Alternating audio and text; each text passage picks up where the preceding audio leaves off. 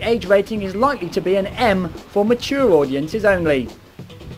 Nintendo's Game Boy Advance is officially the UK's fastest ever selling video games console. Mario Advance claims victory by grabbing the #1 slot in the software chart. The Game Boy Advance clocked up sales of 81,000 over the first weekend, smashing the record set by Sony's PlayStation 2 last year by over 20,000 units. Around 1 in 4 Game Boy Advance owners purchased a copy of Super Mario Advance, which reached the top ahead of the 13 other Game Boy Advance titles on sale, 9 of which made the all-formats top 40. And finally, a recent sales survey conducted by internet software retailer SoftwareFirst.com has just revealed which titles are big hits amongst the UK's inmates. Titles are ordered via their telephone ordering service and delivered to the prisons throughout the country. Among the top 10 titles preferred by convicts are Metal Gear Solid at number 4, Resident Evil 1, 2 and 3 holding out at number 2, and Lara Croft proves her popularity by clinging firmly into the #1 position with the Tomb Raider series. As you can see, summer is well and truly here, and a good excuse to get on the beach is to join a beach volleyball league. Or you could try playing Sega's new arcade cabinet. There's details of that and the more sedate sport in TBA. Sega's latest machine to hit the arcades this summer is Beach Spiker Virtua Beach Volleyball. Now the first thing you'll notice about this game are the brilliantly sculpted and animated, all-female characters.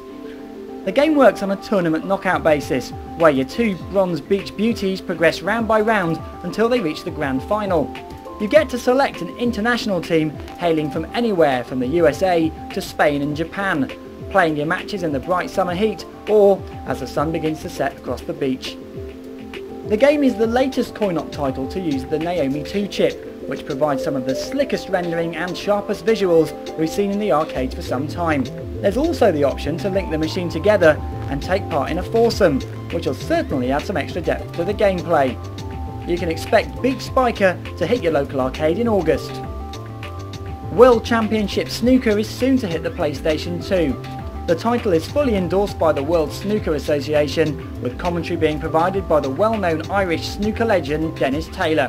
The game is set to feature 20 champion snooker players, including Stephen Hendry and Ronnie O'Sullivan. In addition to presenting the players visually, the artificial intelligence is said to also mimic their individual style and techniques, giving you what should be a very realistic experience. The game is also set to include multiplayer modes, including a tournament for up to 16 gamers and novelty 2-player experiences. Codemasters have also put plenty of time and effort in making the actual table itself as accurate and realistic as possible, with physics complex enough, for example, to let one ball jump over another.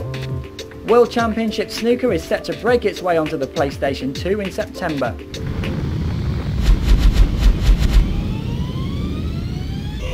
A couple of weeks ago we took an in-depth look at the new Nvidia chipset GeForce 3 and the Hercules 3D Prophet 3.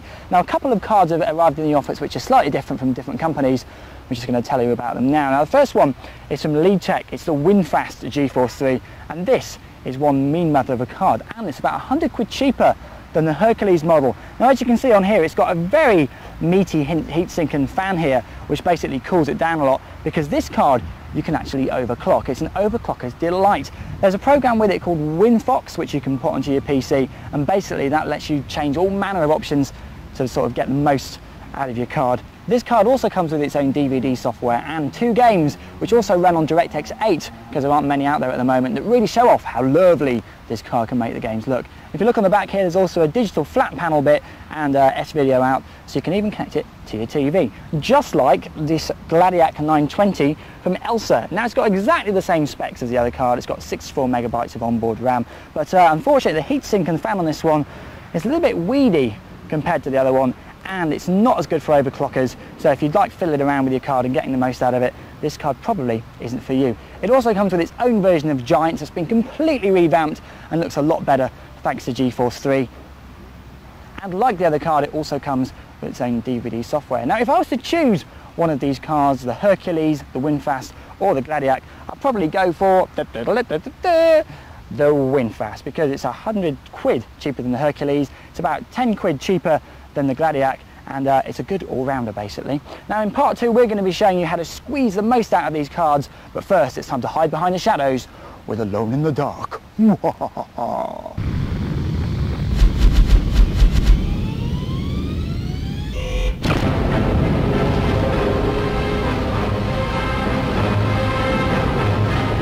When you build a game like Alone in the Dark, what you want to do is to make people feel they're in a different world. You want to send them in very strange realms, at the limit of reality. They'll be on Shadow Island in about an hour. iMotion is the label, which is basically a publisher that is responsible for producing the title.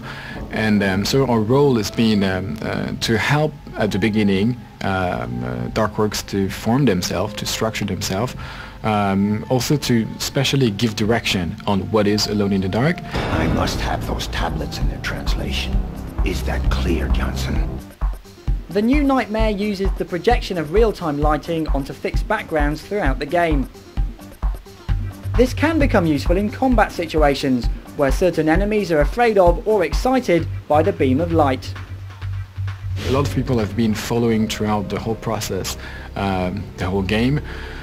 Evidently, it took a bit of time. This is a project that's 2 years and a half and nearly 3. Globally, it has an impact on budget, and the budget is around 6 million euros. We've been communicating so far on the PlayStation 1 only, but yes, there are some other consoles that are being developed, and very, very soon I think the audience will discover that we have worked in the last 2 years on the Dreamcast, PC and PlayStation 2. They're coming. They will be released at about the same period, and PlayStation 2 is for Christmas. We have to jump!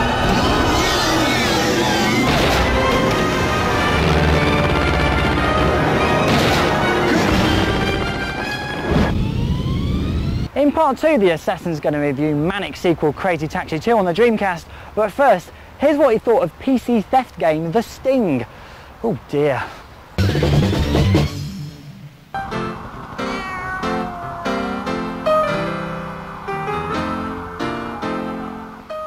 The Sting's quite a nice idea for a game, because you play a bunch of thieves on the loose in a massive city doing their kind of robbing from the rich, paying to themselves kind of thing, and so far, that's great. It's just unfortunate they didn't put a game in there to go with the idea. Unfortunately, The Sting manages to make the high adrenaline business of robbing from people about as exciting as running a seaside bed and breakfast. There's 3 phases to it. You go around talking to people, setting up your team, then you sit around planning it in a really quite tedious way for really quite a long time. Then you go and rob things. Even when you rob things, there's no chance to kill people. There's no chance to do any of the fun stuff that you get to see robbers do in the films. It's all just dull. It's resource management. And if you're robbing stuff, I think you kind of expect a bit of excitement, maybe? Right from the first moment you turn on this thing, it's starting to look like a budget title. But if you buy it, you will be stung for 30 quid. Even the opening movie is absolutely dreadful. It looks like it was done about 10 years ago. The characters are pixelated, the faces don't move, and for the last sort of 5 minutes of it, you're just sitting looking at stills from a comic book. Yeah, very clever. In-game, it's just as bad. The big claim to fame of The Sting is that it has the biggest virtual city ever to feature in any game.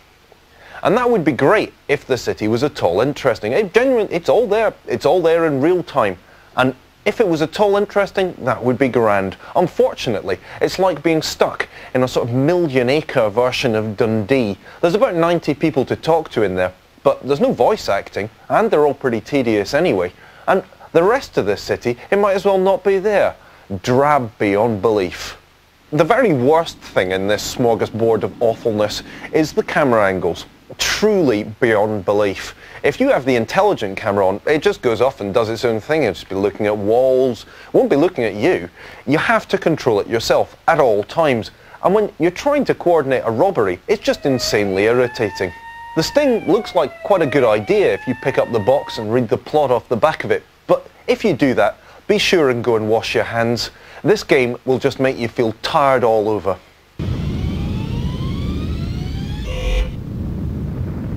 Well, it's the end of part 1, but don't go changing, because Archie McLean tells us about his new Whirlwind snooker game and we run down our top 5 fave game soundtracks. We'll see you in a couple of minutes.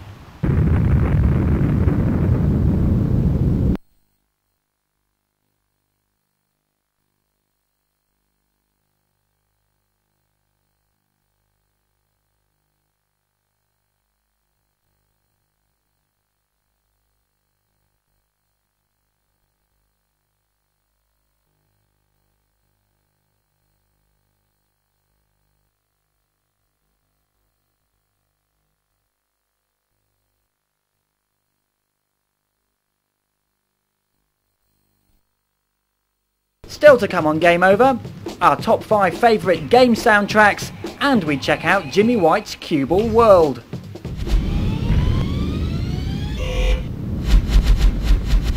But first, if you missed our guide on how to get the best performance out of your 3D graphics card, or you're one of the people who emailed us to say repeat it, then here's a reminder in the Game Over Bootcamp.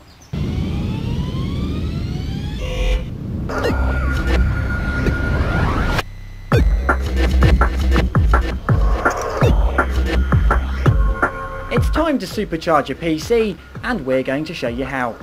The first thing you need to do is download a utility called 3D Mark 2000 from the website madonion.com. There is a newer 2001 version available, but it's geared more towards future games releases. That's why we're going to stick with the older application. Run 3D Mark 2000 and it will launch a few game demos that test your PC. Once all the demos have been completed, you're given a score for your system. Note down your score so you can compare it to any future scores you may collate. Our test system is a 1.2 gig Athlon PC with a GeForce Ultra graphics card. The system has Windows ME software installed on it, but our upcoming tips should also work perfectly for Windows 98 users. Our machine's untweaked score is 8124. Now it's time to boost the performance. Go into your system control panel and click the Performance tab. Now switch your file system to Network Server for added efficiency. Next, go to the virtual memory settings and click Let me specify my own virtual memory settings. Now for some simple maths. Double the amount of RAM you have in your PC and input this number into both the minimum and maximum boxes. For example, if our PC has 512 megabytes of RAM, we put 1024 into both boxes. You will be prompted to restart your machine, so do it. Now it's time to go into your graphics card settings for more tweaking. We have an NVIDIA card and begin with the Direct 3D tab. Begin by switching off anti-aliasing and the vertical sync modes.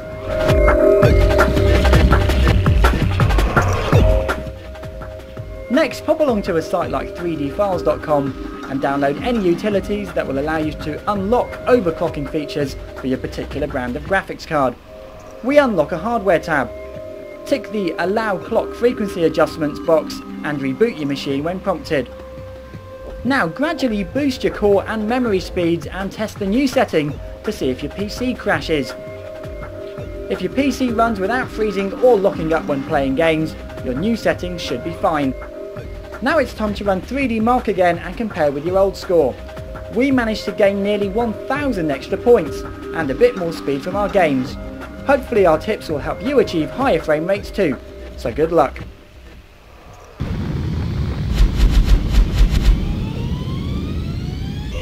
It's been 10 whole years since Jimmy White's Whirlwind Snooker first hit the Amiga, and now the game's creator Archer McLean is back with a whole new world in which to play with your balls. Here's the info.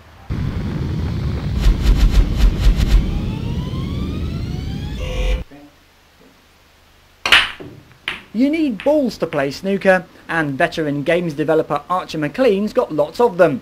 His new game is Jimmy White's Cue Ball World, and we went a couple of frames with him to find out all about it. It's a pretty wacky game. It's like snooker and pool and billiards like you've never seen it before. It's essentially you playing a series of very characteristic hands, 5,000 polys each. They're all different and there's one per level, and there are 8 levels. Each level is a scene set in a very animated environment around the world. That's why it's called the Jimmy White's Cue Ball World. So it looks like there's no more snooker rooms. So where can we expect to be playing? We have some wacky stuff like a snooker table on a small desert island with the sea all rolling around. We've got Stonehenge. We've even got a sort of a big baddies lair under a mountain somewhere. It's nuts. It's just completely nuts, but it's very, very ambient. It's actually very convincing to play. Another element they've been working hard on is the floating hands that hold the cue. We have these animated hands, different to Cubal 2 in that there are 8 of them, and everything from wooden ones to zombie ones with bits of flesh missing to James Bond ones with sort of cufflinks and gentleman hands, you know. Now these actually have up to 5,000 polygons, and they're all fleshed and they move extremely finely and so on and so forth. It's quite a number though, because the very first snooker game I did 10 years ago, Jimmy White's Whirlwind Snooker, only had 90 polygons in the whole game. And here we are with 5,000 just in one hand, and the rest of the scene makes up another 50,000 or so. Things are looking great, but what about the game physics? Nowadays we're dealing with 1,000 megahertz Pentiums. Their maths capability is just vast. We have actually completely rewritten the physics engine. We simulate all aspects of spin, swerve, skid, side, what happens when it hits the cushion with a heavy amount of spin, bouncing off the table, going down pockets. It's perfect. I mean, as a Newtonian set of maths, it's perfect. I've always wanted to actually do a complete perfect simulation. Cubal 2 was good, but it was nowhere near as good as this. And Cubal 2 to some extent was closely related to Cubal 1. The maths was very similar indeed, and it didn't have a 3D jumping component, for example. Now we've actually got masse shots from up, up high, making the ball spin. The game's so real that even the collectors under the pool tables are properly modelled. So when's it out, Archer? Cubal World is out in the last week in September on PlayStation 2 and PC. The Xbox version comes a couple of months later when it's a launch title.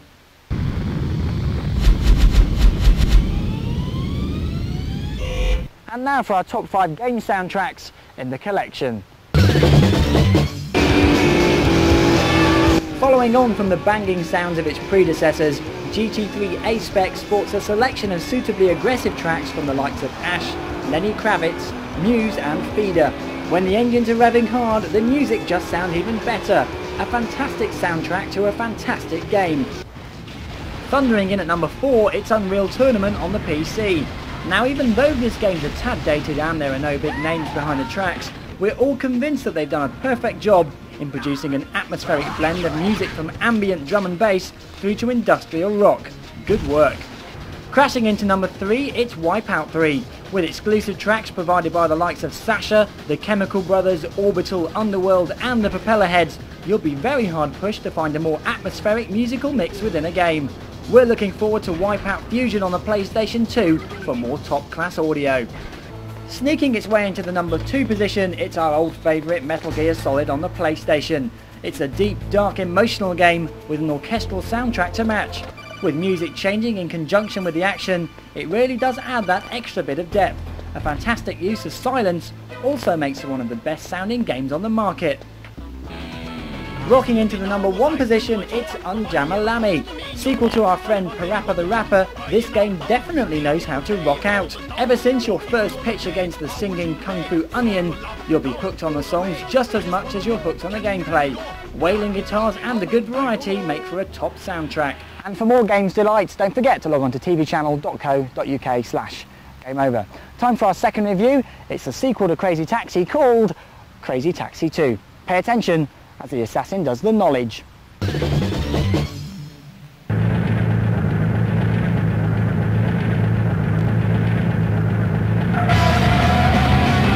Crazy Taxi 2 is a Dreamcast-only follow-up to Sega's arcade and Dreamcast smash from last year. And the good news is, it doesn't tinker too much with the basic formula that made the original such a scream. As with the original, Crazy Taxi 2 pretty much fulfills what you'd expect from a game entitled Crazy Taxi. You're a crazy taxi driver driving crazy people all round the crazy town. Get them there on time, they'll give you money. Fail to get them in there on time, the game's over. It all sounds very simple, but factor in a ton of speeding traffic and a hugely complex roadmap to get to grips with, and it starts to get a little bit hairy. Graphics-wise, Crazy Taxi 2 is a slight improvement on the original, but we really are talking window dressing here. But that doesn't really matter, because the original looked absolutely brilliant anyway. If you're a fan of the original, you'll find it's pretty much taxi driving as usual here, but there are a couple of new additions. The one that adds most to the gameplay is the Crazy Hop, which is pretty much a crazy hop. You just hit one button and your taxi suddenly leaps into the air. No explanation for this, of course, but it makes driving across town a lot more hectic and a lot faster. The other main addition to the gameplay is that you can now pick up groups of passengers. If you pick up a group, you'll get 4 times as much money, but the tricky bit is that you have to get all 4 of them to different destinations within a very, very harsh time limit. The only bad thing about Crazy Taxi 2 is that really, apart from the Crazy Hop, there's not an enormous amount new on offer here.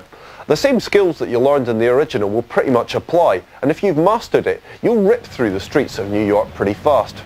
That said, you're going to be hard pushed to find any other good Dreamcast games coming out at the moment, so you might as well go on and buy. In a lot of ways, Crazy Taxi 2 is a pretty lazy game sequel. There's not an enormous amount new here, but basically, when we finished the first one, we wanted to play some more, and that's exactly what Crazy Taxi 2 lets you do.